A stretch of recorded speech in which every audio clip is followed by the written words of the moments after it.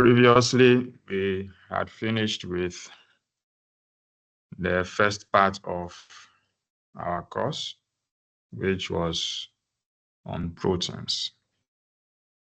Today, we are taking the second part, which is on the biochemistry of carbohydrates. So we'll look at the structure of carbohydrates, and then also some aspects of functions as we continue. Generally, our section on carbohydrates covers the simplest forms of carbohydrates, which we refer to as monosaccharides. And we'll do some classification and nomenclature or naming of these monosaccharides. Then we'll look at stereoisomerism, how these monosaccharides can have mirror images, molecules that are mirror images of themselves. We saw this with amino acids, having D and L amino acids. We'll see it also with carbohydrates. But these, the first three parts of this section will be dealing with straight chain structures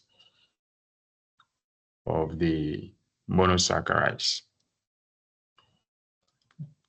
Then as we continue, we'll look at how cyclic structures of the monosaccharides form. Then we take a look at these cyclic structures. We'll also look at derivatives of the monosaccharides. When we have some chemical entities that can bind to the monosaccharides, which we are referring to as some modifications of these monosaccharides. So what is formed from the modification of these monosaccharides is what we'll be referring to as the derivatives of these monosaccharides. Then we look at how the monosaccharides bind to form, say, disaccharides, trisaccharides, etc., all the way to forming large molecules that we refer to as polysaccharides. Today, I think we'll take the first three parts to deal with, and then subsequently we can look at the other three. Now I want to say, because you are not doing biochemistry major, this is just a course that you are doing in your program. So I'm trying as much as possible that we don't have a lot of information at once, particularly because also it is the first time you are ever doing biochemistry. So like I said from the beginning, we'll be taking these things in small chunks so that you take a little of it and you can have the time to digest it, get to understand it before we move on to the next, so that we don't have a lot of information at once. So these first three parts that we are taking, I think maybe within the next 45 minutes to 1 hour, we should deal with these things. And then you can have the time to revise these things.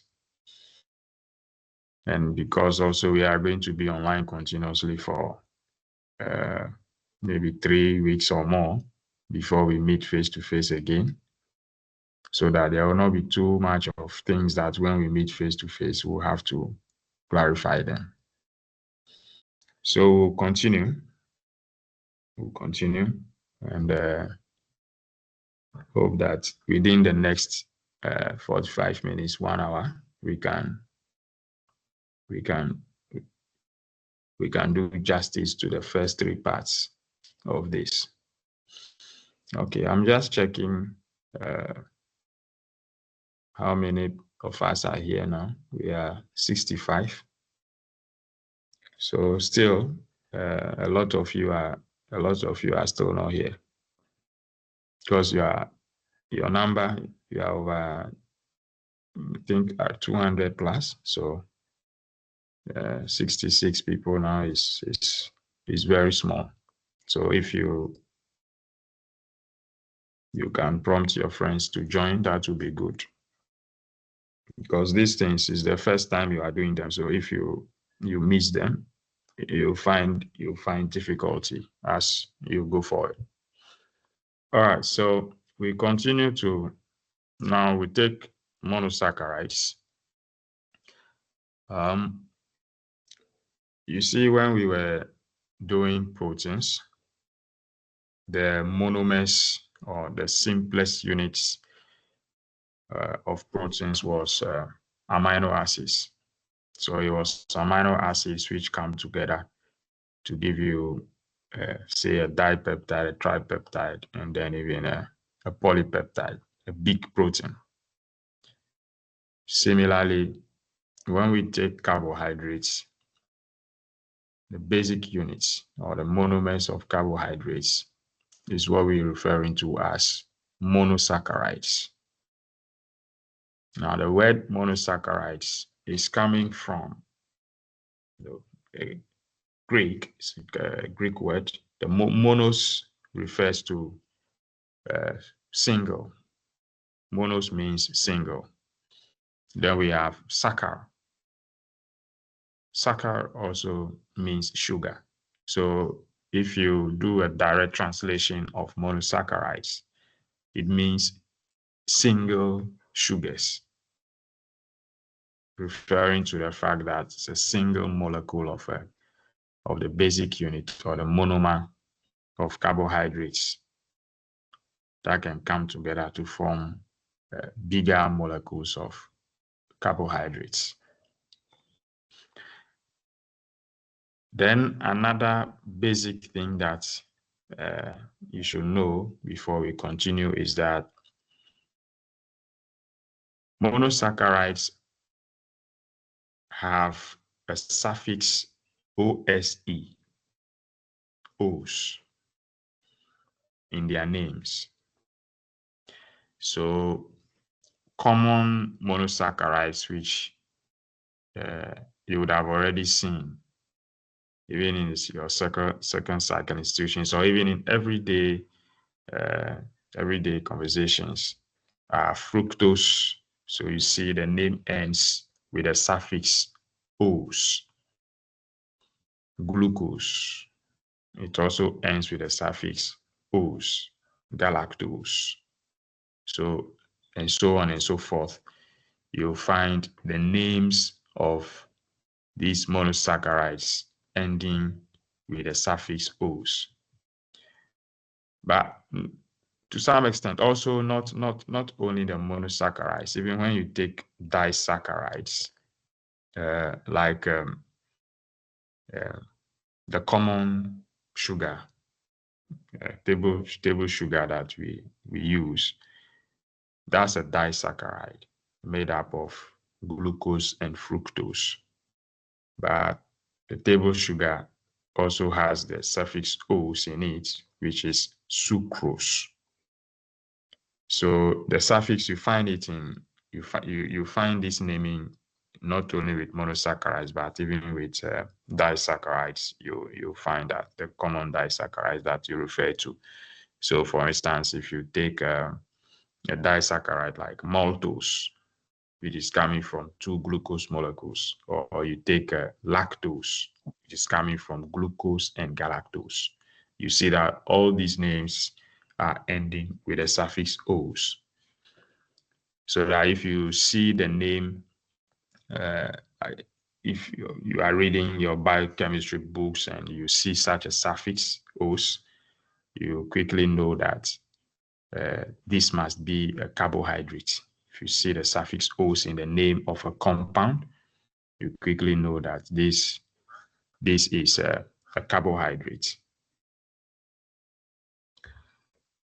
Now we can classify carbohydrates.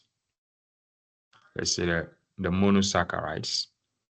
The monosaccharides, we can classify them by the number of carbons that are present in their molecules. So if you take the chemical formula of the monosaccharides,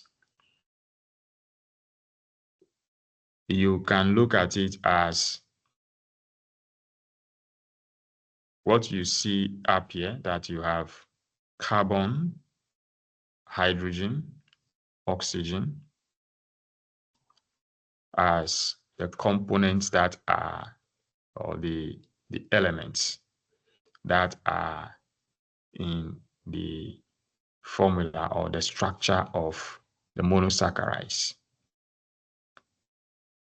And you have the number of these elements present in there, the number of atoms of these elements in there represented, such that if you have a certain number of or an X number of carbon, that same X, you still have that same X number of, say, water molecule. It's not water per se, but it's written as the number of atoms of the elements that are in there, say the number of hydrogen. So if you have an X number of carbons, you will have twice that X number of hydrogen present in the molecule, and you have the same X number of oxygen atoms present in the molecule, so that you keep this as the general formula of monosaccharides. So if you take a look at, if you take some examples like glucose, that is having 6 carbons, it's also having 6 oxygen atoms in there, but it's having twice that number of hydrogen, which is 12. Fructose, the same. So you see glucose and fructose, both of them having the same chemical formula. It's only the structures that are different. So once you have 6 carbons in there, you have 12 hydrogen atoms and also 6 oxygen atoms. You take galactose, it's the same formula. It's only that it will be having its own unique structure. Now I see somebody saying, you can't see my screen. From the beginning, I made sure those who were online confirmed that the screen was showing. So if you can't see the screen, you must be having a peculiar issue, either with your device or, I don't know, it is from your end, not from me. So try to solve that. I'm monitoring it myself on a second device, so I can see the screen is showing. Okay, that's fine. Taria, you now say you can see it now, so that's good. All right, so if you take ribose is having 5 carbons in there. It is that same number of oxygen it's also having. But it's having twice that number of hydrogen in there. So it follows that general formula, the CX, and then you have H2OX. So once you know the number of carbons that are present in a particular monosaccharide, you can know the chemical formula for that monosaccharide. The only thing is that you can have different monosaccharides having the same chemical formula, but they will be having different structures. So we can classify the monosaccharides based on the number of carbons that are present in the molecule of the monosaccharide.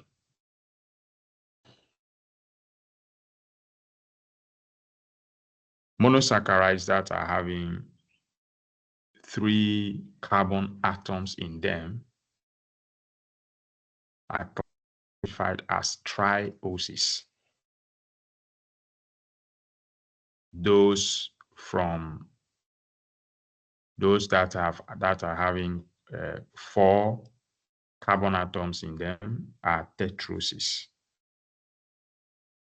Those having 5 carbons, pentoses. Those having 6 carbons, hexoses.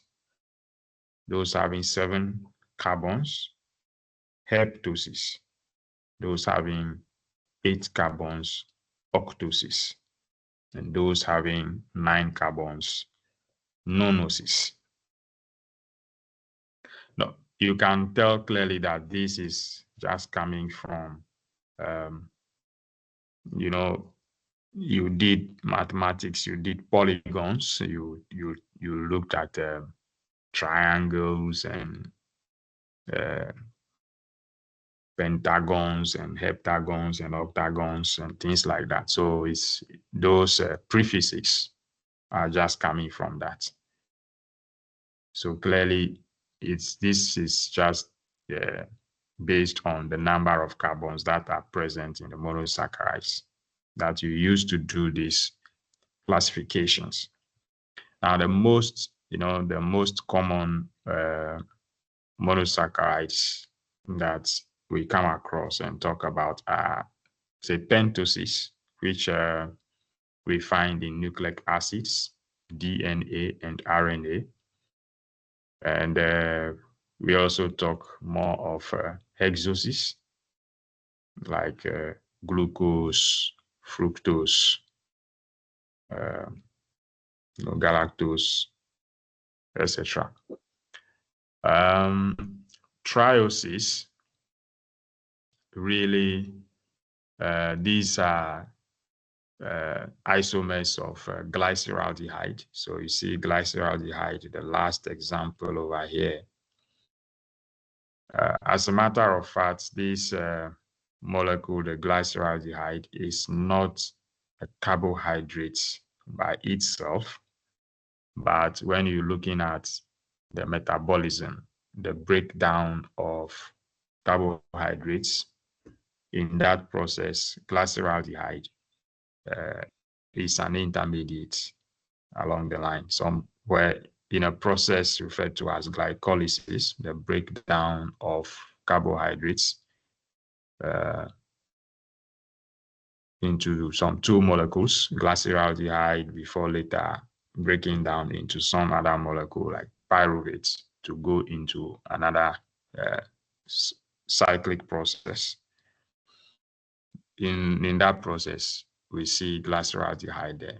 That is why you see glyceraldehyde being referred to here as a triose. But by itself, if you take it, it's not a carbohydrate. But of course, you can see its formula to, follows that general formula of monosaccharides.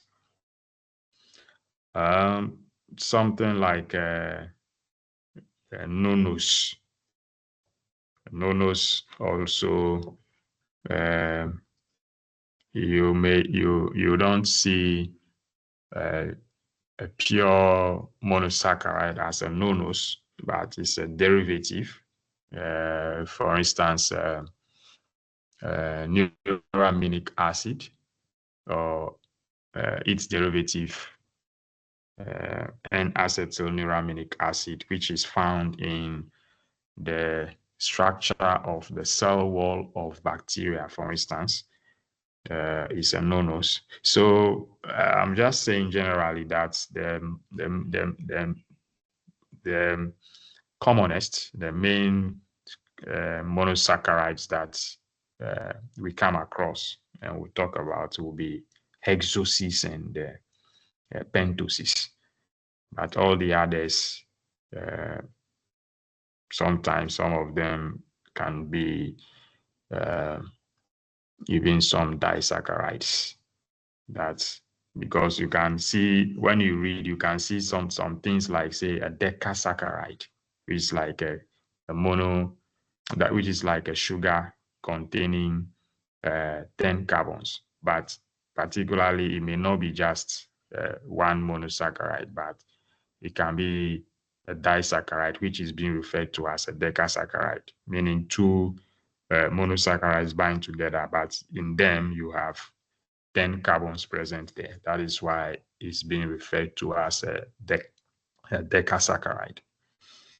So you just keep in mind that it is the pentoses and the hexoses which are the commonest you come across. They are the ones who we talk about most often. The others are not as common. Then, of course, you also come across the trios, glyceraldehyde, and some other trials. We'll see it as we continue. Today, we'll see the second type of trials apart from the glyceraldehyde. So you can have such classification based on the number of carbons that are present in the monosaccharide. Now, another classification that we can have with monosaccharides is that we can have what we refer to as aldoses, and we also have what we refer to as ketoses. Now, if you take glyceraldehyde, so the glyceraldehyde as the simplest of the aldoses, because this is having just 3 carbons in it. It's a triose, so this must be the smallest that you find of the aldoses. We see the ending of the molecule in a functional group that we refer to as an aldehyde group. That is a carbon that is bonded on oxygen, having a double bond with oxygen, and then there's hydrogen on that carbon. Now, this group is what we are referring to as an aldehyde group. You even see it in the name, glyceraldehyde, because you see, if you take the molecule glycerol, it is having 3 carbons, and on each of the carbons you have hydroxyl groups, OH groups. So it is just one of those carbons that was having a hydroxyl group is now having an aldehyde group on it.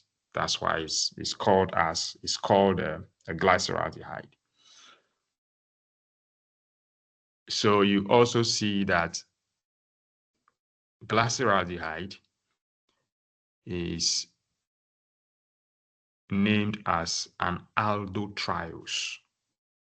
So for triose, we just looked at the classification of monosaccharides depending on the number of carbons in them. So clearly, it's a triose. We saw it already. Glyceraldehyde having 3 carbons is a triose. The beginning of the name that prefix aldo is coming from the functional group which is present in the molecule, the aldehyde group, to say it is an aldotriose. Now, the second type of monosaccharides, which we refer to as ketoses, they have the functional group, a ketone. So you see, along a carbon chain, when you have carbon, double bond oxygen on it, that group, so you see that group is shaded, that group is what we are referring to as a ketone. So you have in ketosis the ketone group. The smallest ketose you see is the dihydroxyacetone. It's also having 3 carbons. But you see, aldoses will have the aldehyde group at the end of the molecule. And an aldehyde group cannot be at the center of a molecule. It will always be at the terminal end of the molecule, whilst you are having a ketone group, which is going to be along a carbon chain. And so it cannot be at the end of a molecule. It will be along the chain somewhere. You have the ketone group in the molecule. So we see these two main functional groups. If you didn't know an aldehyde group and a ketone group, jot it down. After, when you are revising, make sure you understand what an aldehyde is. What is an aldehyde group? And what is a ketone group?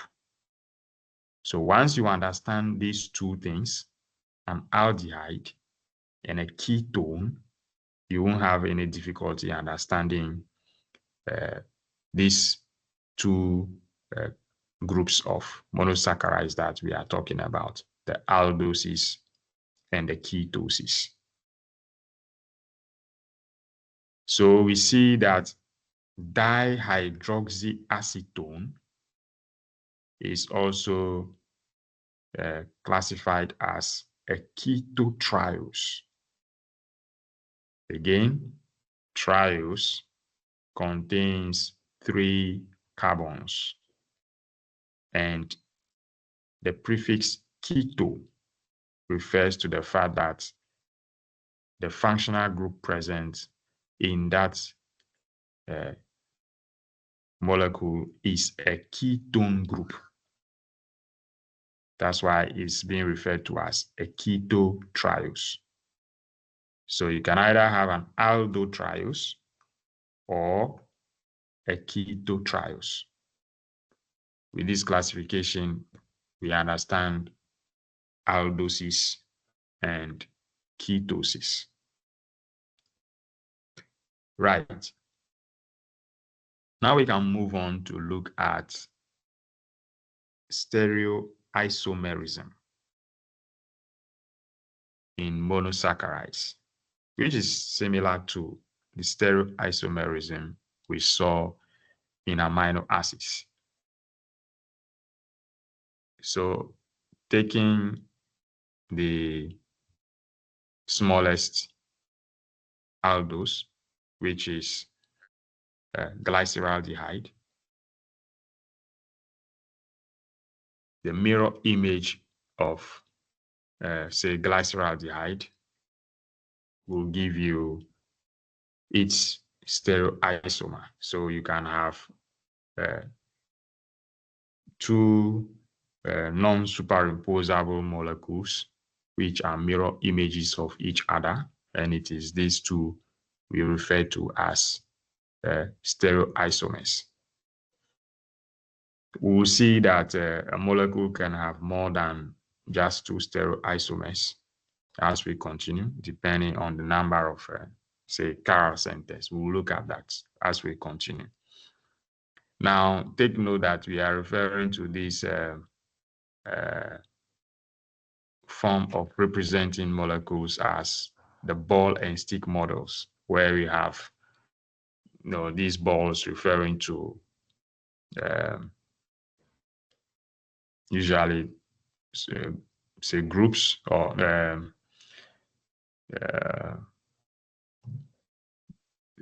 and then we have or usually you have these balls that will be referring to atoms, so some to refer to some particular elements.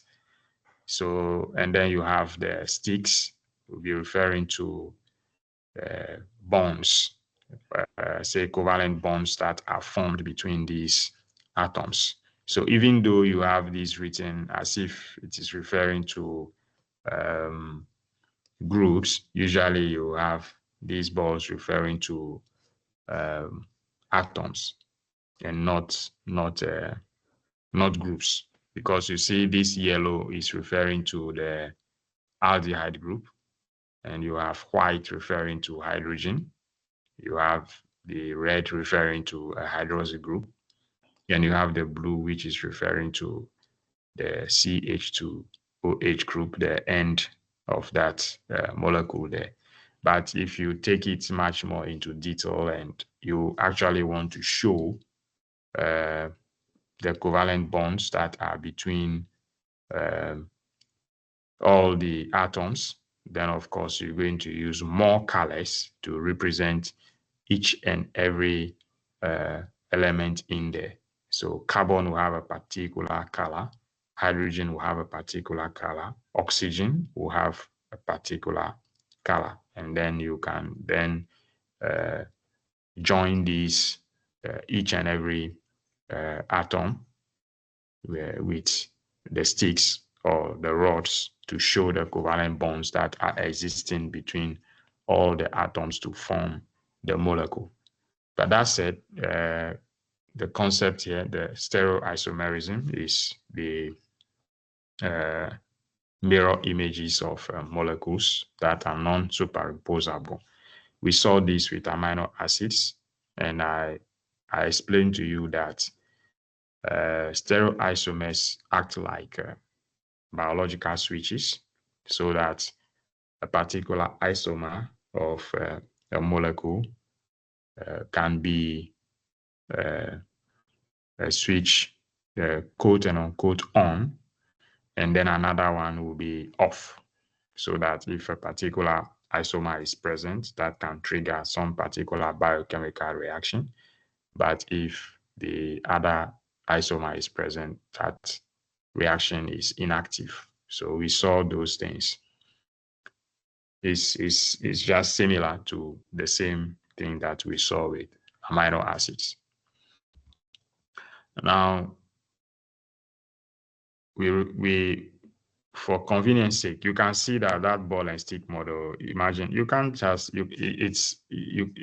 it's more cumbersome to be there. You want to write simple chemical formulas, and you have to be drawing balls and sticks and showing each and every. That's, imagine you have a bigger molecule. That's going to be a lot of work to be doing.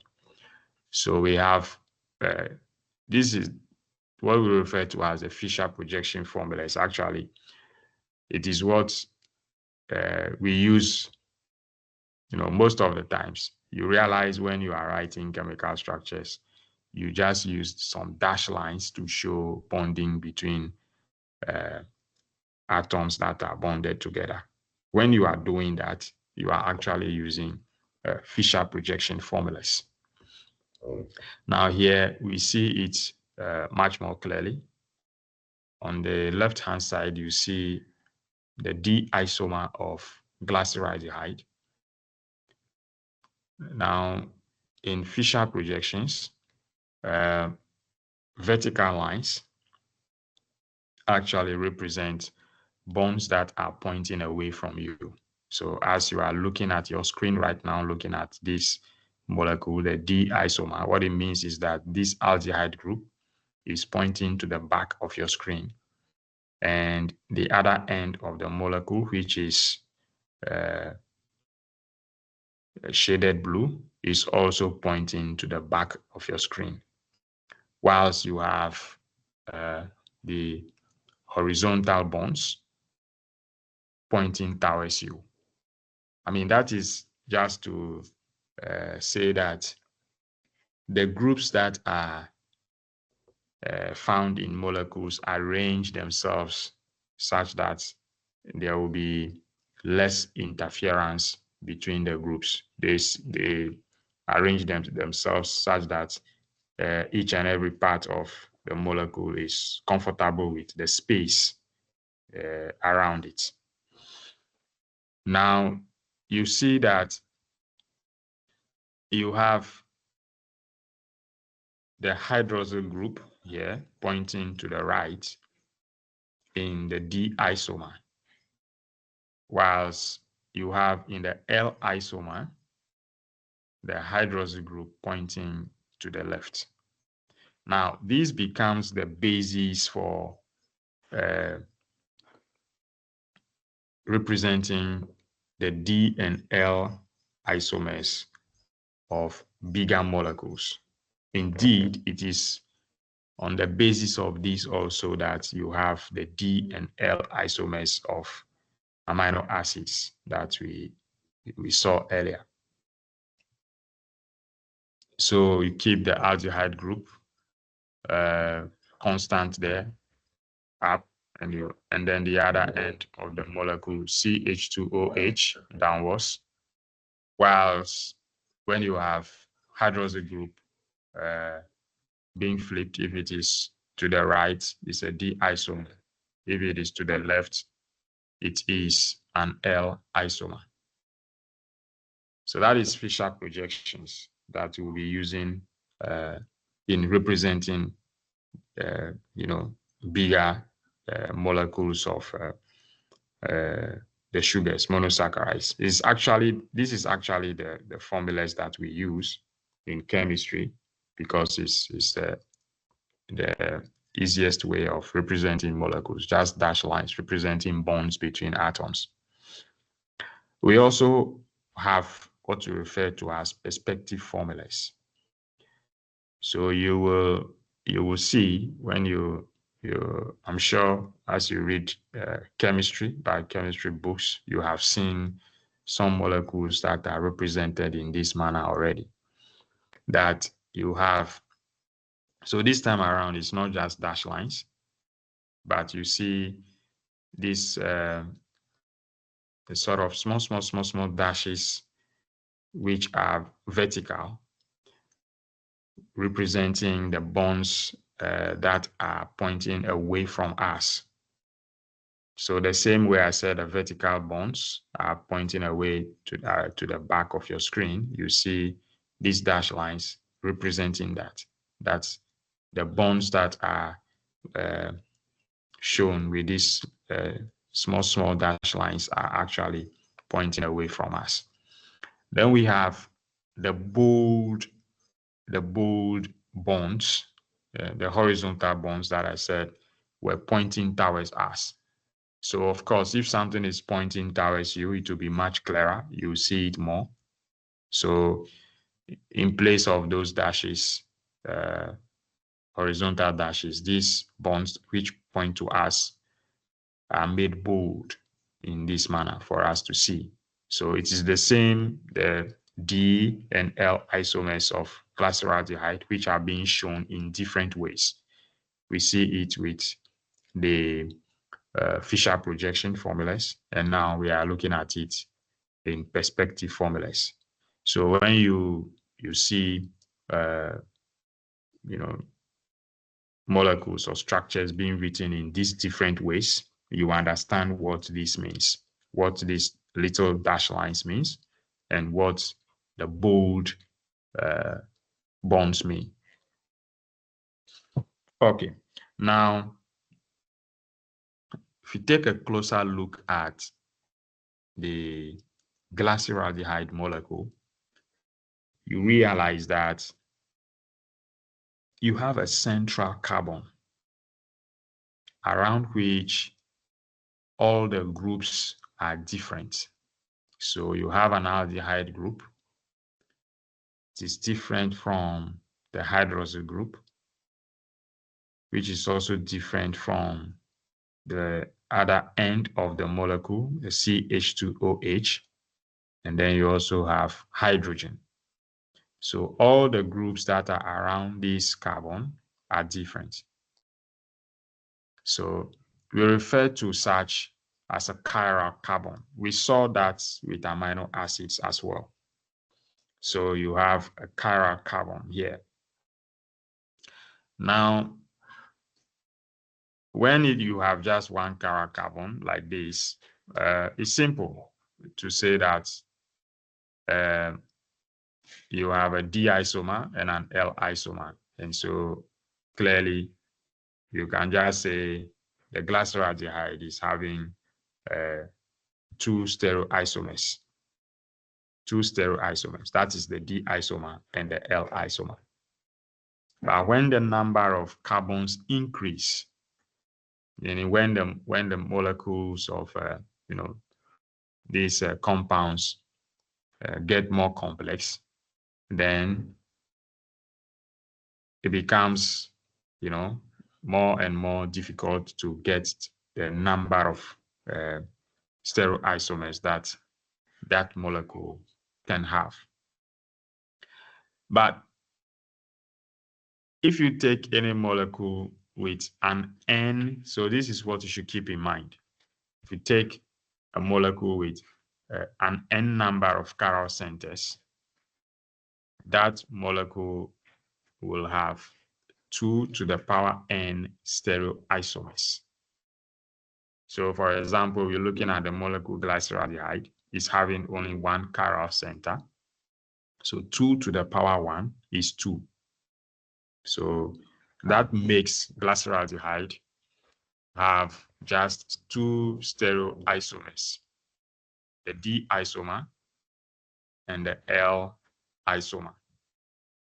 If you have a molecule which is having 4 chiral centers, that's going to be having 2 to the power 4 stereoisomers. So 16 stereoisomers.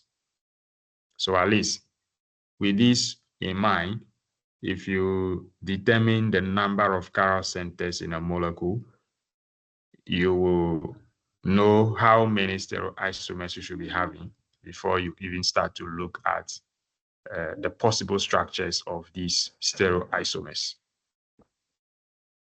So we can, from here, we have laid a good foundation, and so we can start to look at the various stereoisomers of different aldoses and different ketoses.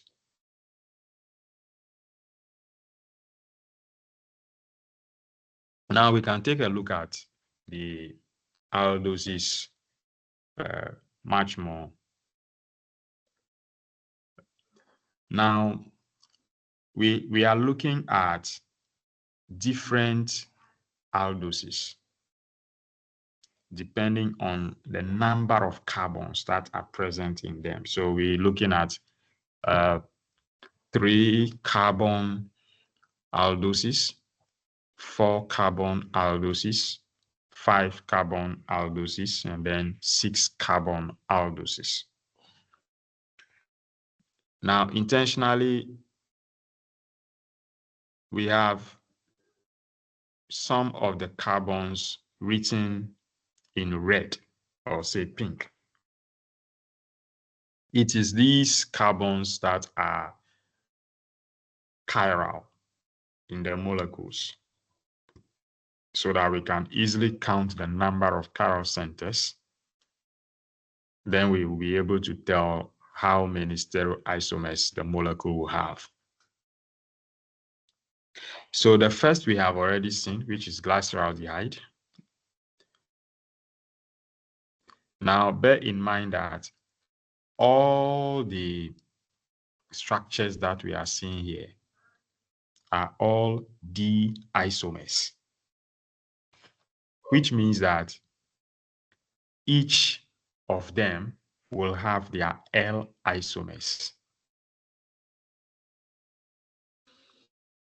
Now, the first is glyceraldehyde, we already saw, and we saw its L isomer. It's having only one chiral center, and so 2 to the power 1 gives you 2 stereoisomers. That is the D and the L isomer of glyceraldehyde, and that's it. Now you have aldoses that are having 4 carbons in them.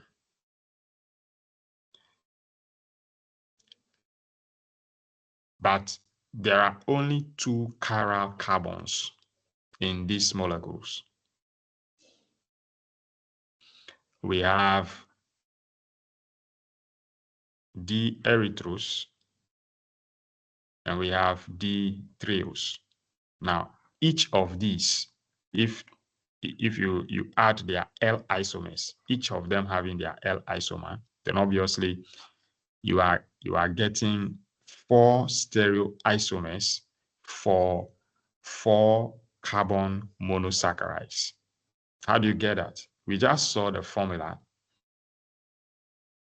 2 to the power n, where n is the number of chiral centers. Here we have 2 chiral carbons, which means the number of stereoisomers we get for 4 carbon monosaccharides is 2 to the power 2, which is 4. So that clearly is understandable that you have each of these D isomers, you have their L isomers. So in addition to it, you have 4 stereoisomers for 4 carbon monosaccharides. If you continue that exercise, you come to 5 carbon stereoisomers, in which you have 3 chiral carbons. The number of stereoisomers you get is 2 to the power 3, which is 8. And clearly here too, you are having 4 D isomers. So if you have the L isomers for each of them, in addition to these, you have 8 stereoisomers. So that will be clear even before you start to say learn the names. It should be clear in your minds the number of stereoisomers that can be formed depending on the number of chiral centers that are present in the monosaccharide. So you can do same with 6 carbons. So you have in 6 carbon aldoses, you are having 1, 2, 3, 4 chiral centers. And 2 to the power 4 is 16. Now, if you look at the number of D isomers we have here, 1, 2, 3, 4, 5, 6, 7, 8. We have 8 D isomers. So each of them having an L isomer, if you add all those L isomers to the 8 D isomers, clearly you are going to have 16 stereoisomers for 6 carbon aldoses. So we see all these aldoses are having the aldehyde group. You see the aldehyde group we refer to, the end of the molecule up there, which is having a carbon, double bond oxygen, and a hydrogen on it. That group we saw already as an aldehyde group. And if you look at all these aldoses, they all have that group, the aldehyde group. They all have it, the aldehyde group. That is what is used to determine that the monosaccharide is an aldose. All right, so I can see already some people are having some frustration. Somebody says, oh God, what is all this? My head. No, don't let your head ache you. In fact, these are some of the simplest things that you can learn with carbohydrates, or let's say in biochemistry. It's one of the simplest things that you can learn. I think you are only getting frustrated because this is not something which you have seen before. It is the first time that you are seeing it. And it is natural that when you see something for the first time, you need some time for yourself to begin to assimilate it and have a better understanding of it. So you are just normal. You are a normal human being. You meet something for the first time, it will take you some time. Remember when you were moving from let's say JHS, or you move from primary to JHS, you met some new things. It took you some time to get them. When you move from JHS to SHS, you met new things and it took you some time to get them. So it's just a natural process. So you don't get frustrated about this. It's just that naturally our brain is such that when we get to know of something, we become so comfortable with it and sort of want to get stuck to only that. So when we meet some new thing and we have to stretch ourselves a little bit to have an understanding of it, there is some resistance, natural resistance in us. So just understand it that way, and then you just take time and take a look. So you see, the only reason why so Dorcas is saying the structure there that be, so the only reason why you think these structures are so difficult for you to understand is because you are looking at it as if it's a one whole thing which is in front of you. But if you take it one at a time, you won't have any issue. And as a matter of fact, these things we are seeing over here, I'm talking about just the common aspect of all the molecules, which is just the end that is looking the same, that I'm referring to as an aldehyde, based on which you classify the molecule as an aldose. Now, but one other thing that you should also know is that when you go into school,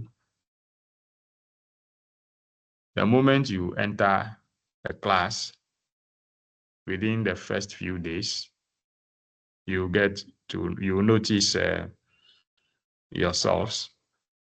Some people have much more understanding in certain areas, and you just have to help one another. So, and you should also know how to ask for help. If you don't understand something, ask for help from a friend, and you get to know these things. Study together. We are not here to show that I am better than you and sort of no.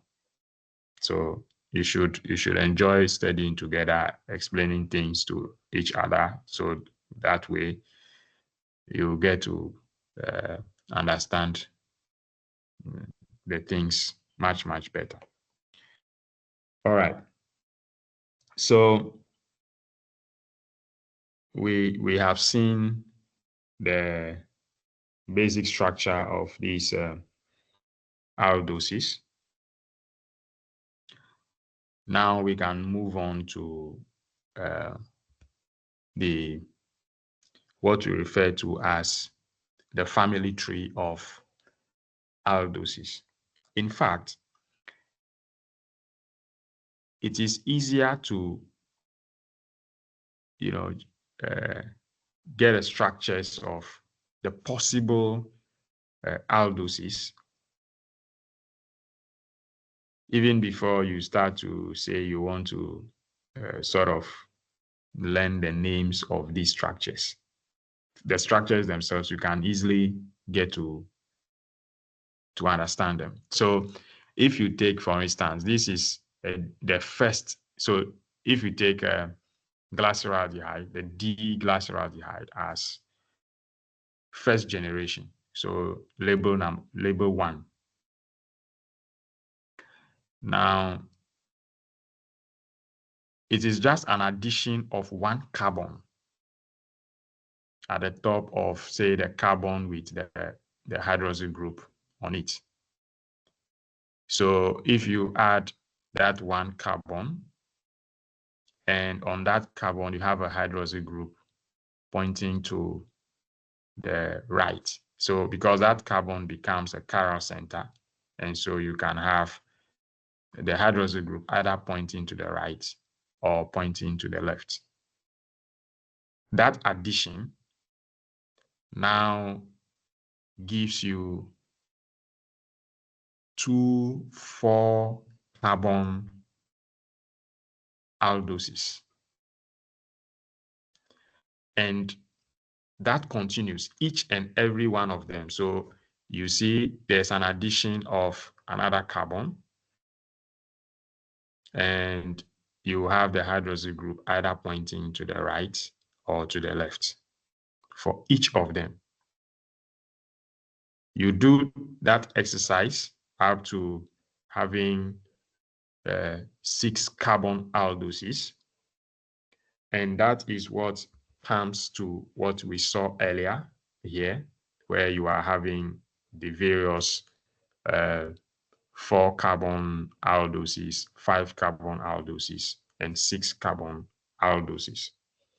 So it's just an addition of carbon at the top of the original carbon, the original chiral center that was having the hydroxyl group on it. But this is for particularly the D isomer, which means that if you take the L isomer of glyceraldehyde and you go through the same exercise, you have the L isomers of all of these molecules there. That's how come we can say that glyceraldehyde is having 2 stereoisomers, and the others that are having 2 chiral centers will have 4 isomers, and so on, until we get to the 6 carbon that are having 4 chiral centers, and the stereoisomers that we have there are 16. But we are looking at just the D isomers over there. So this we refer to as the family tree of the aldoses. The same thing is, we'll see it with the ketoses. So we have seen that the ketoses are having the acetone group in them, and the first ketose, the dihydroxyacetone, does not have any chiral carbon, because there is not a single carbon here that is having all the groups, all 4 groups around it being different. So it doesn't have any chiral center, which means it doesn't have stereoisomers. But from then on, when we start to have addition of carbons after the ketone group, we start to have chiral centers. So the 4 carbon ketose can have D isomer, D erythrulose, and then we can also have the L isomer, which is L erythrulose. 5 carbon, you are adding 2 carbons, chiral centers there. And so clearly you can have 4 stereoisomers. So we see the 2 D isomers here. If you add the L isomer for each, so 2 to the power 2, that is 4. So that corresponds with the number of stereoisomers that we can have for for these 5 carbon sugars, which are ketosis. Then we see the 6 carbon molecules having 3 chiral centers. So you can clearly see that the number of chiral centers in the aldoses is 1 more than those in their corresponding ketosis, if you take into consideration the number of carbons that are present in these molecules. So what I mean is, if you take an aldose, which is having 6 carbons in it, that aldose we saw earlier was having 4 chiral centers in it. So if you, let's just go back and look at it. So we take, these are aldoses that are having 6 carbons. And you see the chiral centers there are 4. But if you come to ketosis, you see that if you take 6 carbon ketosis, the chiral centers are 3. The chiral centers are 3 because of the ketone group which is present there. That is not a chiral center, and so it reduces the number of chiral centers that are present in ketosis. You also notice that the names of, say, the 4 carbon and the 5 carbon ketosis is derived just from their corresponding aldose names, just by inserting UL before the suffix OSE, OS. So we saw erythrose as an aldose, but here, once we insert UL, you now have erythrulose. We saw ribose, but for its corresponding ketose, we inserted UL and we had ribulose. The same thing, if you look at the aldoses, there was xylose. If you just insert UL, you have xylulose. That's what we are referring to. Some of the names, like fructose, is coming from Latin, which is fructus for fruit, because it was the sugar fructose was first discovered to be in fruits. That is why the name fructose. Then we have another, which is sorbus. That too is coming from a plant name, sorbus. So sorbus is a plant with some berries, out of which there is some production of some alcohol being referred to as sorbitol. And so we gave the name sorbus to the sugar that is gotten from that plant, sorbus. Right, so the same thing, if you look at the family tree, you remember that the first dihydroxyacetone is not having any chiral center, so there will not be any isomer of that. From it, when we add 1 carbon,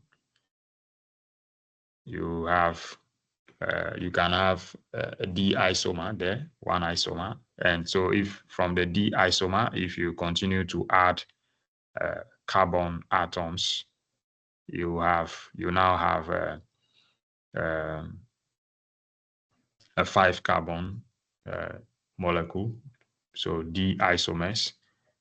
So you now have 2 chiral centers, and these 2 chiral centers, if you do 2 to the power 2 for the stereoisomers you have 4 stereoisomers. So this third generation of ketosis, the 3A and the 3B, each of them will have their L isomers, and that will make this third generation of ketosis have 4 stereoisomers. Same thing, similar thing will happen with the fourth generation. When you add one more carbon, you now have 6 carbons present in here, but you are having just 3 chiral centers. That means you'll be having 8 stereoisomers. If you do that, 2 to the power 3, you have 8 stereoisomers, which means each of these 4A, 4B, 4C, 4D, each of them will be having their L isomers. If you add it to the D isomers here, you are having 8 stereoisomers. All right, so I think the last thing that we can talk about is what we refer to as epimers. Epimers. So epimers are any two monosaccharide compounds that are having only difference in just the configuration around only one carbon. So the molecule will have all parts being the same, but just around a single carbon, you have a difference. So you always have a pair of molecules that you refer to as epimers. 2 sugars that will differ only in the configuration around one carbon atom. So we take D-mannose, and so we have some example here, which is D-mannose and then D-glucose, these two. We see that the configuration of the hydroxyl groups that are on carbon 3, carbon 4, carbon 5, carbon 6 for both mannose and glucose are the same. The only difference you see in these two molecules is that on carbon number 2, you have the hydroxyl group pointing to the left in mannose, whilst you have the hydroxyl group pointing to the right in glucose. And so we say mannose and glucose. So D-mannose, D-glucose, they are epimers. The same way, if you take glucose and galactose, so D-glucose, D-galactose, you see the configuration around all the carbons in the two molecules are the same, except on carbon number 4, where you have the hydroxyl group in glucose pointing to the right, but in galactose, the hydroxyl group is pointing to the left. So we can say that D-glucose, D-galactose, these two molecules are epimers. So when we say epimers, we refer to only 2 molecules, not more than that. So you can say two molecules are epimers, and a molecule is an epimer of each other when of the other if the difference is on only one carbon. So it means that they must have the same number of carbons, and obviously you can refer to epimers with, say, aldoses, or if you take ketosis, if you can get some epimers there. The difference will be around just one carbon in that case. So this is what we refer to as epimers. Now, I see all your frustration. You're just scared of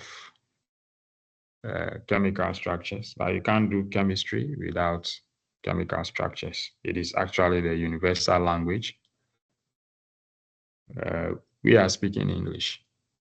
Some people are speaking French, Spanish, Portuguese, Chinese, Japanese, but this is the language of chemistry, structures. If you go to any of these places, even if you can't speak their language, but you can write the chemical structures and equations, anybody who reads it, looks at it, will understand what you are saying. So I can only encourage you, stop beating up yourself and sit down.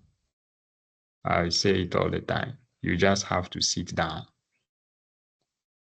Somebody once told me that to be successful, you must first learn to sit down.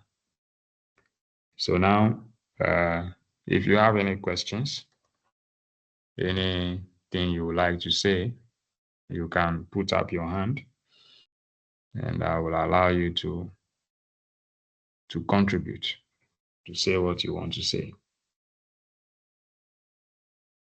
Now, Juliet says, please help me if you understand this course.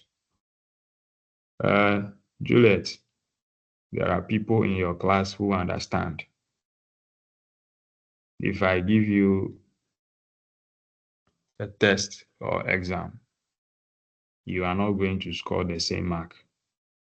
Some people will get A, some people will get B, some will get C. Questions that you are not able to answer, somebody will answer them. So don't think that nobody in this class understands. That is not, it can't be. And it's just the way life is. We are all not the same. So I said along the line that find people who understand and seek for help amongst yourselves. Somebody, Raphael Commodore says, please, if a chiral group is made up of 4 different groups, what makes the diglyceraldehyde chiral? Because the group of atoms I see is OH, C, double bonded to O. So your question is not really clear, but what I will do for you now is go back to so if you take, let's say, this first carbon, which is having the aldehyde group, C, double bond, O, hydrogen on it. So that first carbon there cannot be a chiral center. It cannot be a chiral center because there are only 3 groups around it. For you to have a chiral center, you need to have the carbon being saturated, and that means you must have the single bonds. So you have all 4 groups around it, but not only 3. That is why none of these carbons here, 1, 2, 3, none of them is a chiral center except the central carbon here, which is having 4 different groups on it. Because if you take even the last carbon, the third that is down here, if you write the hydrogens, the CH2, each of them with a bond on this carbon, that's already, you are having 2 hydrogen atoms, which are the same. So you cannot have this carbon as a chiral center. The only chiral carbon you have is this central one, the third one. So you can't be having a chiral center with a double bond and then some other things.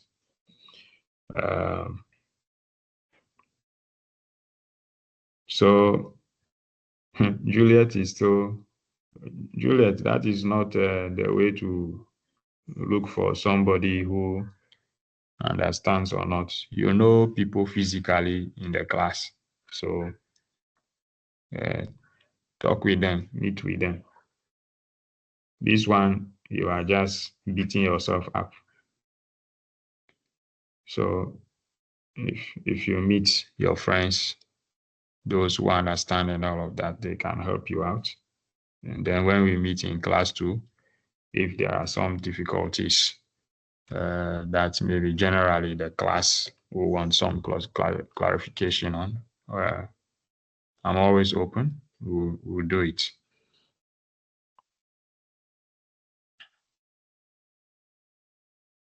All right. So somebody is saying that can I give you any tactics for learning these things? So the tactics for learning it is not learning it as a